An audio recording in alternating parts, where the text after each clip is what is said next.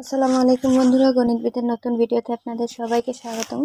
গণিতবিদের আজকে ভিডিওতে আমি সপ্তম শ্রেণীর বাংলা পাঠ্য বইয়ের দ্বিতীয় চ্যাপ্টার, যেটি হচ্ছে লখার 21, এই চ্যাপ্টারের শব্দ অর্থ ও টিকা এগুলো আলোচনা করব।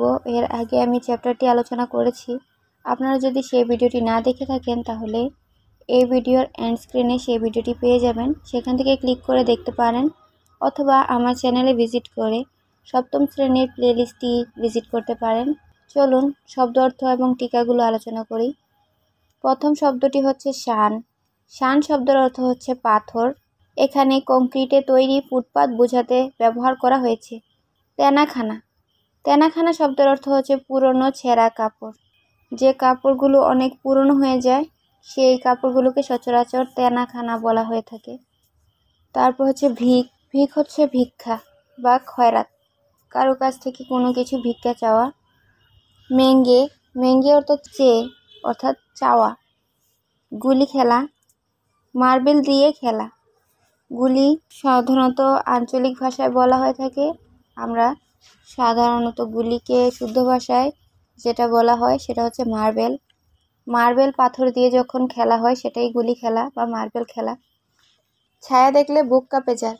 যে নিজের ছায়াকেও ভয় পায়, খুব ভীতু।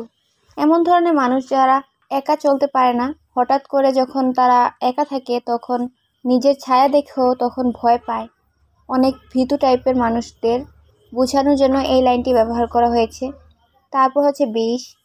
যে পদার্থ শরীরে ঢুকলে যে কোনো প্রাণী অসুস্থ হয়, কখনো কখনো মারাও যায়। এখানে পথে কাটা ফোটার জন্য ব্যথা অর্থে ব্যবহার করা হয়েছে।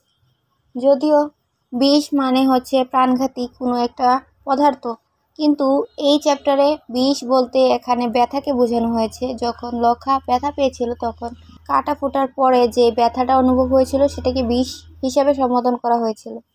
তুলো মিঠে। তুলো মিঠে শব্দের অর্থ হচ্ছে তুলোর মতো দেখতে মিষ্টি খাদ্য বিশেষ। একে হাওয়াই মিষ্টিও বলা হয়ে থাকে। ইংরেজিতে যাকে ক্যান্ডি ফ্লস বলা হয়। চিনি দিয়ে তৈরি করা হয় হাওয়াই মিঠাই। এই হাওয়াই মিঠাইকেই তুলো মিঠে বলা হয়েছে এই চ্যাপ্টারে। তারপরে শব্দটি হচ্ছে মগ ডাল। গাছের সবচেয়ে উঁচু ডাল। গাঢ়। গাঢ় অর্থ হচ্ছে ঘন। তারপরে শব্দটি হচ্ছে প্রভাত ফেরি। এটি হচ্ছে ভোরবেলায় দল বেঁধে পাড়ায় পাড়ায় গান গেয়ে সবাইকে জাগিয়ে তোলার অনুষ্ঠান বিশেষ।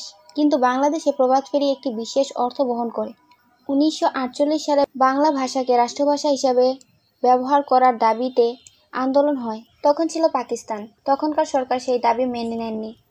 তখন ছাত্র জনতা তীব্র আন্দোলন করতে থাকে। সেই আন্দোলন চরমে ওঠে 1952 সালে। 1952 সালের 21শে ফেব্রুয়ারি ঢাকায় ছাত্র জনতার মিছিলে তৎকালীন সরকারের পুলিশ গুলি চালায়। তাতে শহীদ হন রফিক, সালাম, বরকত, জব্বার সহ আরও অনেকে। তারই স্মরণে প্রতি বছর 21শে ফেব্রুয়ারি প্রভাত ফেরি করা হয়।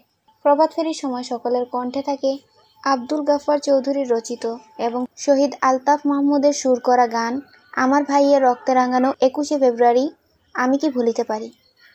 এটা প্রতি বছরই আমাদের শহীদ দিবসে প্রভাত ফেরি আয়োজন করা হয়। খুব ভোরে বাংলাদেশের মানুষেরা শহীদদের সম্মান জানানোর জন্য ফুলের তোড়া নিয়ে ফুল নিয়ে শহীদ মিনারে যান। তারপর লাস্টের শব্দটি হচ্ছে শহীদ মিনার। শহীদের স্মৃতি রক্ষার জন্য নির্মিত মিনার। ভাষা আন্দোলনে শহীদদের স্মরণে ঢাকা মেডিকেল কলেজ হাসপাতালের সন্নিকটে আমাদের কেন্দ্রীয় শহীদ মিনার অবস্থিত। আমরা প্রতি বছর 21শে ফেব্রুয়ারির দিন শহীদ মিনারে সম্পূর্ণ বাংলাদেশে সব জায়গায় শহীদ মিনার তৈরি করে সেখানে ফুল দিয়ে শহীদদের শ্রদ্ধা জানানো হয়। এখানে এই শব্দ অর্থগুলো শেষ হচ্ছে। এখানে আমি শব্দ অর্থগুলো নিয়ে আলোচনা করলাম। আজকের ভিডিওটি এখানেই শেষ করছি। দেখা হবে পরবর্তী ভিডিওতে। ততদিন ভালো থাকুন, সুস্থ থাকুন। খোদা হাফেজ।